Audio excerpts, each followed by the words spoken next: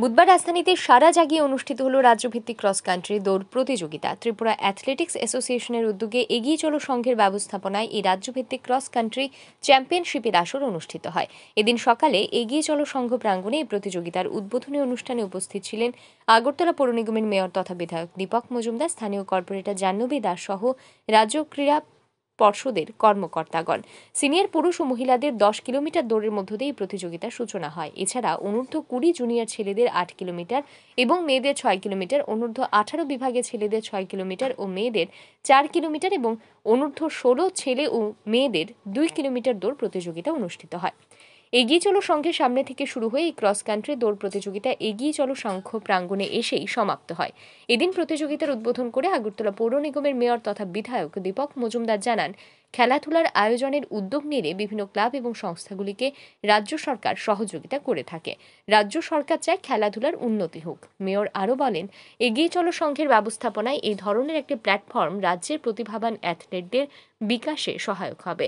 এই ধরনের একটি ব্যবস্থাপনার জন্য এগিয়ে চলো সংঘ কর্তৃপক্ষকে অভিনন্দন জানান মেয়র তথা বিধায়ক দীপক মজুমদার।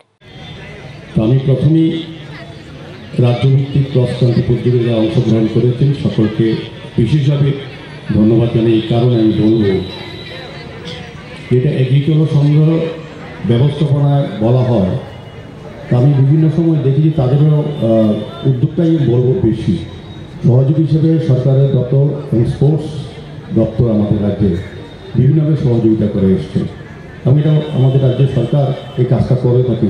যে সকল সংস্থা, ক্লাব বা ব্যক্তি প্রতিষ্ঠান খেলার ক্ষেত্রেও বা বিষয় অন্য ক্ষেত্রেও যখন তারা সক্রিয়ভাবে অংশগ্রহণ করেন আন্তরিকভাবে তার উন্নয়নের জন্য, তখন কিন্তু সরকার তার পাশে থাকে।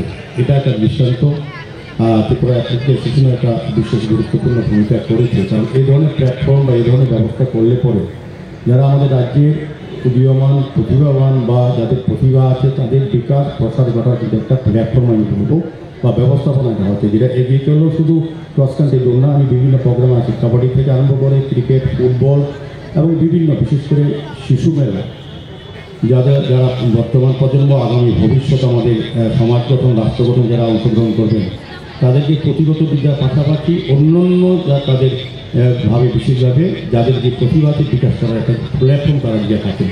এদিন প্রতিযোগিতা শেষে বিজয়ীদের হাতে পুরস্কার তুলে দেন মেয়র তথা বিধায়ক দীপক মজুমদার সহ অন্যান্য অতিথিরা।